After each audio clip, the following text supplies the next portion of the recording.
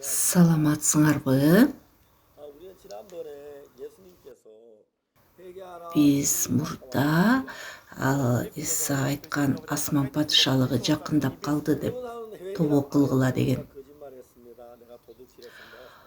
Тобо кылууну укканда адамдар ойлойт, ой мен күнөө кетирдим, кечир деп. Анан алар ойлойт, ушул аркылуу тобо кылдым деп. Мен жаш чагымда дагы Кудай алдында тобо кылгам.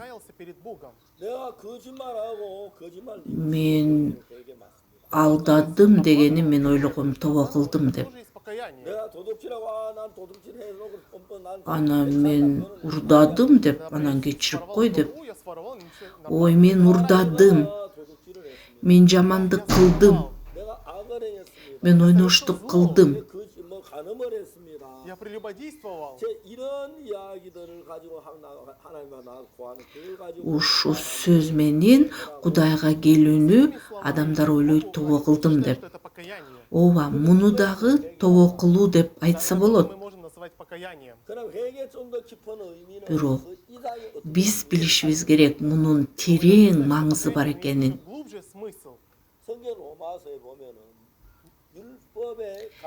Эгерде биз римлиндикти карасак, ал мыйзам күнөөнүн көбөйүшүнө көрсөтүш үчүн берилген деп жазылып турат. Римлиндиктер 5-бөлүмдө жазылып турат. Мыйзам аркылуу күнөө да көбөйгөн деп.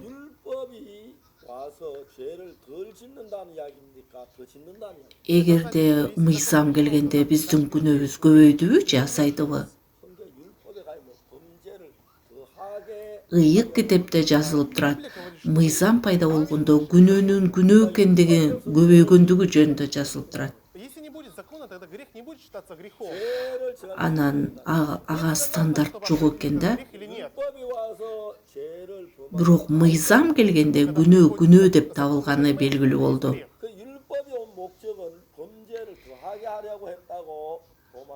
Римлиндиктерде жазылып турат, күнөөнү күнөө деп табыш үчүн келген мыйзам деп.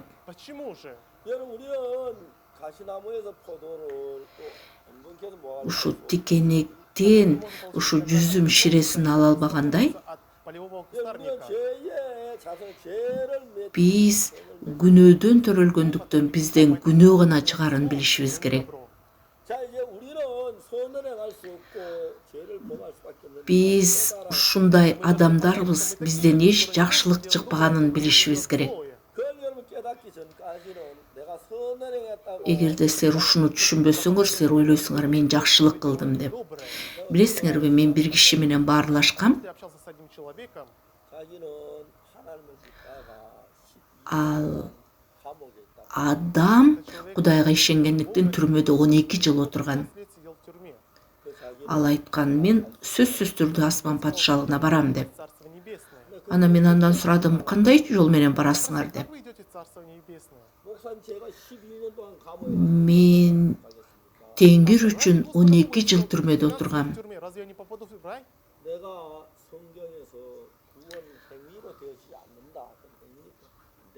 Ыйык китепте жазылып турат, эч бир адам иши аркылуу асман падышалыгына барат деп жазылганын көргөн жокмун деп.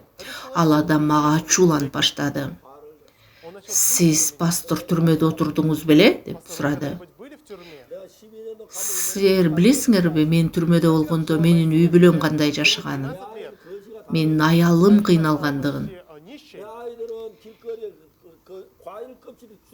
менин балдарым ушу алманын кабыгын жеген күндөр болгон. Бир гана мен кыйналбастан менин бүт үй бүлөм кыйналган. Анан сиз айтып атасыз, мен асман падышалыгына бара албайсызмы деп. Анан ал мага кыйкырган да.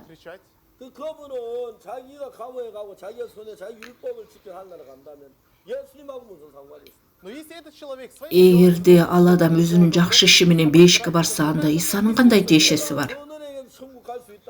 Эгерде биз жакшы ишибиз менен асман падышалыкка барсак, анда Исанын эмне кереги бар? Анан ал киши мага абдан ачууланып кетип калды. ушел от меня. Ыйык китепте жазылып турат: биз иш аркылуу биз асман патшалыгына бара албайбыз деп. Биз жаман адамдарбыз. Злые люди. Биз өзүбүздүн жакшы ишибиз менен асман патшалыгына бара албайбыз. Царство небесное. Шайтан бизди абдан алдаган. Но дьявол Сен жакшы адамсың деп, сен ыйык адамсың деп, сен атлетсиң деп, ты такой сен бардыгын жакшы жасайсың деп. ты хорошо делал. Бизди ушундай иш аркылуу шайтан бизди алдап келген. Нас дьявол обманывает. Анан биз ойлойбуз: мен ыйыкмын деп. И мы думаем, что мы святые. Анда Кудай айтып атат: анда парызды аткарып көр Бог деп. говорит, хорошо, попробуй исполнить заповеди. Бирок римляндиктерде айтып атат: иши менен бир дагы адам акталбайт деп жазылып турат. Может оправдаться перед Богом. Биз парызды аткаруу менен бир нерсе туура кылгандай болуп көрүнөт.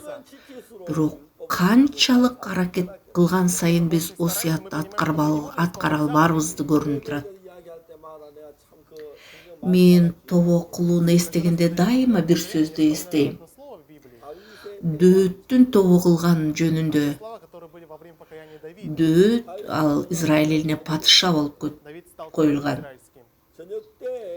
Анан ал кечке мал ал үйдүн сыртында басып жүргөндө ал бир аялды жуунуп атканын көрүнгөн. Купающийся. Аны өзүнө чакырып туруп ал күнөө кетирген. И он позвал ее к себе и спал с ней, и Ал аял боюна бүткөн.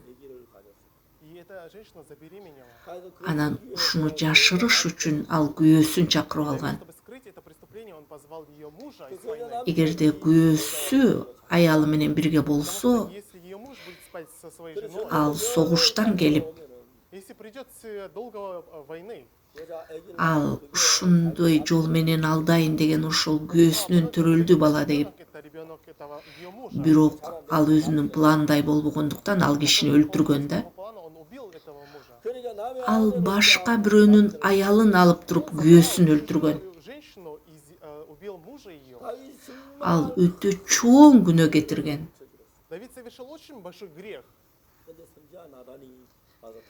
Анан Натан келип туруп, пайгамбар ага келип анын күнөөсүн ашкерлеген. Преступление Давида. Анан Дөөт Кудайдын алдында кечирим алган. Получает прощение грехов перед Богом. Анан ал ушу өлүмчү забурда ал ушул жөнүндө жазган.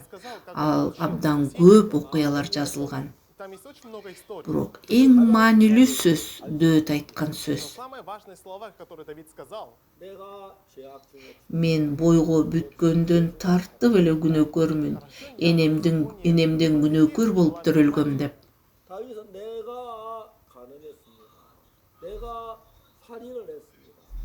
Дөөт айткан жок: мен ойноштук кылдым, мен өлтүрдүм деп айткан жок ал. Действовал я, убил, я совершил такое зло. Он не говорил так. Дөөт айткан: мен Да, бойго бүткөндөн тартып эле күнөөкөрмүн. Энемден күнөөкөр болуп төрөлгөм деген. Сен бир нерсени билишиңер керек. одно точно знать. Тобо кылууда.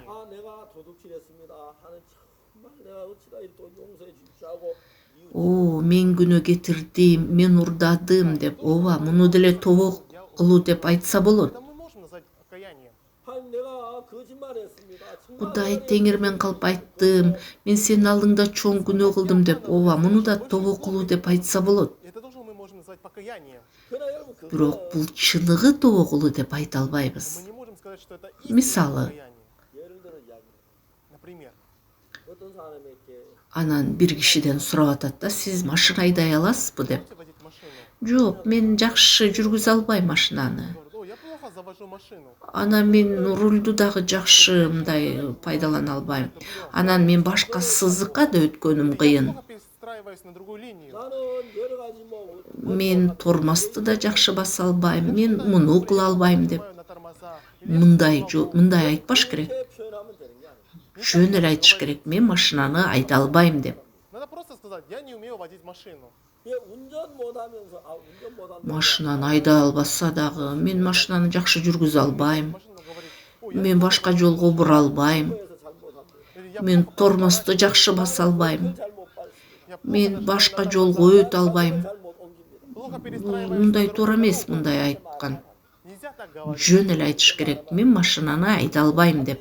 Надо просто сказать, я не умею водить машину. 여러분 다윗은 내가 간음을 했습니다. 내가 살인을 했습니다. Дөт айткан жок. Мен ойноштук кылдым, мен адамды өлтүрдүм деп айткан эмес ал. Я совершил большое зло. 여러분 내가 다 잘하는데 차선을 못 바꾼 차선 하나 못 바꾼다면 Эгерде биз бардыгын мындай кылсак, анан башка жол менен айдай албайм деп Перестраиваясь на другую дорогу. 난 운전 다른 бардыгын эле кыла алам, бирок артка кете албайм Я деп. могу делать вождение, только не могу ехать задом. 그렇게 말할 수 있어. Мы можем так сказать. 그러나 내가 운전도 시동도 못 걸고 스타트도 못 하고 백도 못 하고 차선도 못 바꾸고 그 다음에 뭐 회전도 못 하고 여러분 그런 사람은 내가 회전 못 합니다 스타트를 못 합니다 시동을 못 경사에서 스타트를 그렇게 말하는 Эгерде адам машинаны жүргүзө албаса, Ну, например, если артка человек кете заводит айдай машину, албаса, он не может повернуть ал жөн эле айтыш керек, мен машинаны айдай албайм деп. Тогда он должен просто сказать, я не могу водить. Эгерде силер жеткилең болсоңор, Знаете, если бирок совершенные, бир жолу силер күнөө кетирсеңер, один раз в жизни обманули. мен калп айттым деп эле айтыш керек калп айткандан кийин. Тогда я обманул. 난다 Мен жеткилең түрдө жашагам, Совершенный образ бирок жизни. бир гана жолу мен урдадым эле. Но не только один раз я что-то украл. Мен бир жолу урдадым деп айтыш керек. Тогда мы должны сказать, я один раз украл.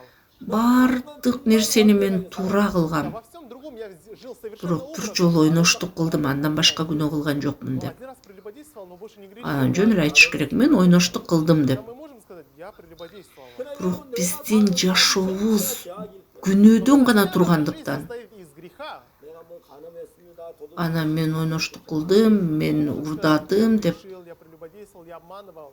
그 다윗은 자기가 우리아의 Дөт болсо Урияны өлтүрүп, анын аялы менен Убил Урию и чогуу забрал его жашаган. жену. 다윗 하나님 내가 Ал айткан жок, мен ойноштук кылдым, мен адамды өлтүрдүм деп айткан жок ал. О, я прелюбодействовал, я убил человека. 다윗은 내가 죄악 중에 출생하였으며 Дөт айткан, мен бойго бүткөндөн тартып эле күнөөкөрмүн, энемден күнөөкөр болуп төрөлгөм деп айтты. Родила меня мать моя. 그건 나는 정말 내가 뱃속에 만들어질 때부터 죄악 Мен күнөөдө төрөлдүм деп. Да, я во грехе. Күнөөкөр Поэтому болуп я төрөлгөм просто деп греха. айтты. 나는 정말 뭐 어떤 죄 Мен бойго бүткөндөн тартып эле күнөөкөрмүн деп. Мен саналбайм, анткени мен күнөөдөн тургандыктан. Потому что я весь состою из греха. 그래서 내가 Анан бирин, экин айтыштын кереги жок. Мен калп айтпашым керек. Мен урдабашым Не керек. должен обманывать. 도둑질하지 말아야 Мен ата энемди сыйлаш керек. 부모를 공경해야지 Я Мен должен ойноштук кылбашым керек. Мен өлтүрбөшүм керек эчкимди. 살인하지 말아야지 Я не должен Антип убивать. айтпаш керек. 그래야 하는 게 아니야 Не так нужно поступать. Биз ушунчалык күнөөдөн тургандыктан, Мы настолько злые, греховные. 여러분 우리는 절대로 биз ушунчалык күнөөкөр, ыплас адам экендигибиз. Злые люди. 수리하거나 고치거나 Анан бир кичине өзгөрүлгөн аркылуу биз өзгөртө албайбыз өзүбүздү. Изменить. 그럼 여러분 내가 선한 Биз өзүбүз жакшы көрсөтүш үчүн же болбосо чынчыл көрсөтүштүн аракеттин кылыштын кереги жок. Эту затею мы должны оставить. Өзүбүздү өзүбүз ыйык кылганды ташташыбыз керек. Мен кыла албайм бул нерсени, менин колуман келбейт, мына ушул нерсени ташташ керек. И это мы Мен оставляем. айткам силерге, 제가 이야기했습니다. Знаете, я уже говорил. 어떤 사람이 бир адамда бүйрөгү ушундай соолуп калганда, Вымерли. 그래서 이제 피를 투석을 못 하니까 3일에 한 번씩 병원에 가서 анан ал канды тазалай албай калган ал бөйрөк. Не могли Анан ошон үчүн бир жумада 3 жолу тазалаш керек болчу. 근데 어떤 사람이 교통사고 Анан бир учурда бир аял дагы ушул жол кырсыгынан өлүм алдында турган экен да. Анан ал айтыптыр, мен өлгөндөн кийин менин мүчөлөрүмдү пайдалансаңар болот деп. 그러니까 Анан ушул канынын группасы дагы ушул миссионердиnkine окшош экен. 직감해야지 선교사님 알고 Ал дал келишкендиктен миссионерге чалганда, Поэтому позвонили ал самолет менен учуп ал жерге келген. быстро сел на самолет и прилетел. Ал ушул замат операция түрүндө в операционную. 그래서 의사가 성녀 배를 анан И врач открыл операция жасалган. 그리고 이제 그 여자의 다투하는 여자의 심장을 빼가지고 이 선교사님이 Ал өлүп аткан аялдын бөйрөгүн алып туруп, анан миссионерге ал бөйрөктү жабыштырганда тиккен ал бөйрөктү. Потом прошло некоторое время, и операция закончилась. 이제 선교사가 마취를 Анан операциядан кийин ал миссионер ойгонгон. 그러니까 Анан дарыгер ага айткан, бир стакан суу берип айткан, ичиңиз Дал деген. ему стакан воды и сказал, выпейте. Ал мурда бара алган эмесби ишеп дегени. Да этот пастор не мог ходить в туалет. 왜 심장에서 Анткени бөйрөгү баягы иштебегендиктен ал канды тазалай албай калган да. 얼마 지난 뒤에 이 선교 내가 Анан ал бир аздан кийин айткан, мен бейшептегим келип атат деп айткан миссионер. Маленькому. 이제 그 죽은 그 여자의 Ал ушу аялдан алган бөйрөк ал миссионерге жабыштырылгандан кийин, тагылгандан кийин ал иштеп баштаган. Бирок ошо бөйрөктүн кожоюну жанагы аял болгон да. Ал баягы авария учурунда Ехала по автомагистрали. душар болгон кыздын 여자는 анан бөйрөгү жараталган. Катастрофа. Аны больницага алып барып туруп, 병원에 데려갔어. ал өлүм алдында турганда ал кыз. В больнице она умирала. 경찰관이 그 여자 소지 Анан анын документин алып чыкканда, Достал документы и права с её 여자친구 эгерде мен өлгөн болсом, правах было, если я умру, 내 몸에 장기 мен өзүмдүн мүчөлөрүмдү бергенге макулмун деп жазылган документ табылган. 그래서 병원에 그 여자 Анан баягы больницага баргандан кийин ал бөйрөгүн алып туруп, 이제 검사한테 피형이나 모든 анын каны дагы башка нерселер туура келгендиктен мен азыр бөйрөк жөнүндө айтып атам. сейчас я говорю о почках. Ушул азыркы учурда бөйрөктүн ээси өлүм алдында турат. Сейчас, в данный момент. 심장이 그 자기 주인 그 여자의 Ал эгерде ал аял өлсө, И когда эта женщина умирает, анын бөйрөгү да өлөт, анын боору да өлөт, то умрут и почки, анын жүрөгү да өлөт, умрет и печень, анын өпкөсү да өлөт. умрет и сердце, Бардык ошол аялдагы болгон мүчөлөрдүн бардыгы өлөт. умрут.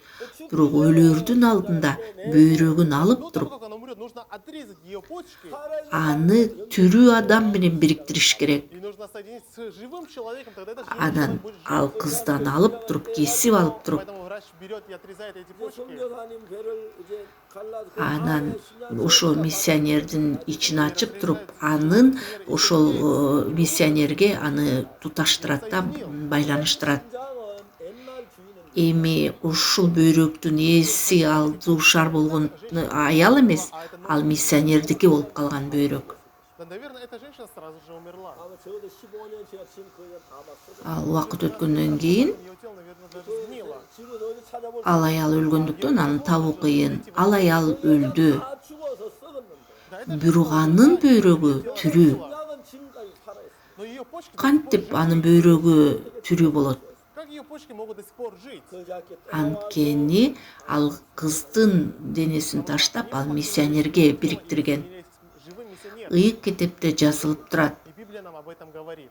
우리의 선, 우리의 의, 나라는 Ооба, менин адилеттигим, менин чындыгым, менин бардык нерсем Погибнуто и проклято өлүш керек. Мен өзүм бошонушум керек. от тебя. 내 선을 Анан мен өзүмдүн адилеттигимди, өзүмдүн чындыгымды ташташым керек. Проклято тело, я должен всё Анан оставить. мен бир бөлүгү болушум керек Иса Машаяктын. Частью тела Иисуса Мен Христа. Иса Машаяктын жанын кабыл алышым керек. Душу Иисуса Христа. 마치 그 심장이 그 죽은 여자의 몸, 죽은 여자의 몸 끝에 나와 Кандай ушул бөйрөк өлүп аткан аялдан алынып туруп миссионерге бириктиргендей, К миссионеру.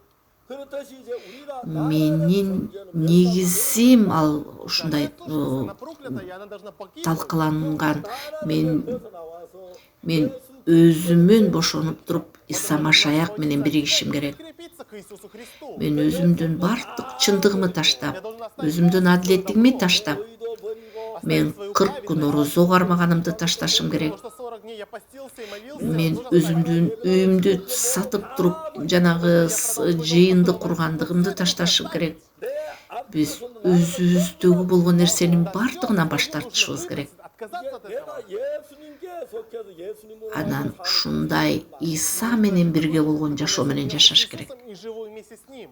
예수님께서 Исаны кандай шайтан азгыргандай, После того, как Иисуса искушал дьявол, эң биринчи сөз тобо кылгыла асман патшалыгы жакындап калган деди. ибо приблизилось царство Эмне небесное. үчүн ал тобо кылгыла асман патшалыгы жакындап калды деп? Анткени адам жаман, ыплас, Человек злой, человек грязный. канчалык аракет кылбасын таза болууга, Как бы он ни старался бирок быть чистым, болбой у него не тандай. получится у человека. Биз өзүбүздү гана таштап туруп, биз Иса Машаяк менен биригишибиз керек.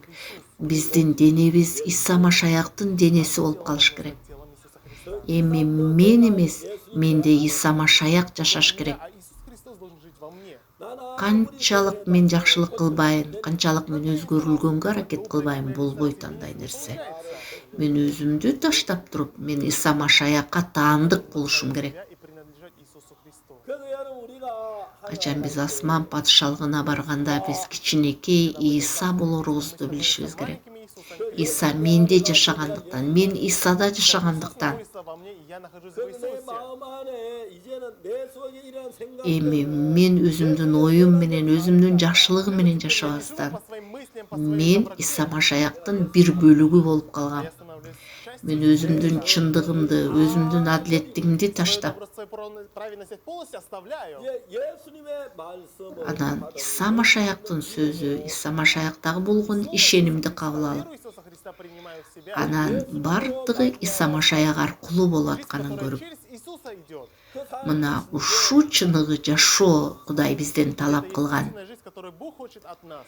그래서 내가 Анан ошон үчүн айтып атат, тобо кылгыла асман патшалыгы жакындап калды. Бул эмне дегени? Небесное. 그 말은 무슨 말입니까? Что это значит? 지금 내가 Өзүмдүн адилеттигимди таштап, өзүмдүн чындыгымды таштап, Праведность, свою доброту, все это оставьте. мен ушунчалык жакшылык кылганым мага жардам бербейт Столько эми. зла, поэтому это уже не поможет никак нам. 그리고 이제 예수 그리스도를 예수 Иса Машаякты өзүбүздүн жаныбызга кабыл алып, Христа мы должны Иса Машаяктын сөзү менен, Иса Машаяктын жан дүйнөсү менен 내 마음으로 душой Иисуса биз Христа. Иса Машаякты кабыл алышыбыз Да, керек. мы должны Иисуса Христа нашу душу Иса Машаяк менин ичимде болуп, мен анын жакшылыгы менен внутри меня и кылыш делал, что керек. мы делали доброе. 예수님 내 안에 Биз Кудайдын эркин аткарыш Иисус үчүн, внутри меня делал, что мы исполняли биз жакшы кабарды таратып, Иса биздин жан дүйнөдө болушун, Евангелие, Иисус, что был на Иса биздин ичибизде болуп, биз Кудай жөнүндө күбөлөндүрүш үчүн. нас и делал, что мы свидетельствовали о Боге. 삶이 Мына ушундай жашоону Кудай бизге бергиси келет. Господь хочет даровать нам. Ошон үчүн айткан ал тобо кылгыла асман патшалыгы жакындап калды деп. Ибо приблизилось Царство Небесное. Биз бүгүн ушу дөөттүн тобо кылуусу жөнүндө сүйлөгөнбүз. Давида. Да, дөөт айткан жок, мен ойноштук кылдым, өлтүрдүм деп. Давид не сказал: ой, я прелюбодействовал, я убил. 다윗은 말해 내가 죄악 중에 Мен болсо бойго бүткөндөн тартып эле күнөөкөрмүн, энемден күнөөкөр болуп төрөлгөм деп айтты. Ооба биздин негизибиз эле жаман нерсе. Ал жерден эч нерсени өзгөртүү кереги жок, аны жөн эле ыргытыш керек. Жөн эле Иса Машаяктын сөзүн кабыл алыш керек. Принимаем Слово Иисуса. Мен өзүмдүн оюм менен жашагам, өзүмдүн аракетим менен жашап келгем. Жил своими способами. 이 나를 Ушул күнгө чейин 예수님으로 말미암아 예수와 내 삶. биз өзүбүздү таштап, биз Иса Машаяк менен чогуу жашоо жөнүндө айтып атат. Христа. 예수님께서 막 Ал айткан, Иса Машаяк айткан, тобо кылгыла асман патшалыгы жакындап калды деп. 내게는 내가 도둑질했으면 영원 앞으로 도둑질하는 그게 Бул 아니라 тобо кылуу мен күнөө кетирдим, мен ойноштук кылдым деген жөндө эмес. Я согрешил, я прелюбодействовал. Надо просто Эми мен өзүмдүн оюмдун аркасынан кетпейм. я не буду следовать за моими мыслями. Мен өзүмдүн жан дүйнөм менен жашабастан, Исанын жан дүйнөсү менен жашап. Иса айткан, 예수님께서 말씀하셨습니다. мендеги болгон, 나를 먹는 그 사람은 менде жашайт. 바로 말미암아 살고 Мною будет жить. Биз Иса Машаякты кабыл алып, өзүбүздүн жан дүйнөбүзгө. За нашу душу. Эми мен жашабайм, менин ичимде Иса Машаяк жашайт. Я жива, Христос во мне живет. Мен айкаш жыгачка кадалганмын.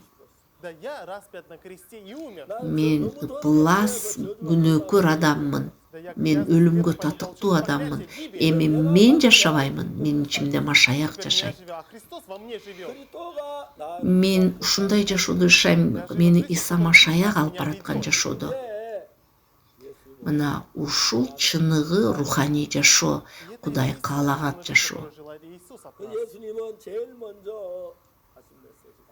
Эң биринчи сөз тобо кылгыла, асман патшалыгы жакындап калды деп ал. Ибо приблизилось Царство 이제 이 Небесное. 당대 Анан өзүбүздөн эч нерсени күтпөшүбүз керек. Надо ожидать от самого 여러분도 себя. 선하게 만들고 더 진실하게 만들고 더 Бизге 거룩하게 аракет 만들고, да 더 кылышың керек жок, бизге жакшылык кылыштын да кереги жок. Биздики жөн эле болбойт мындай нерсе. Не получится.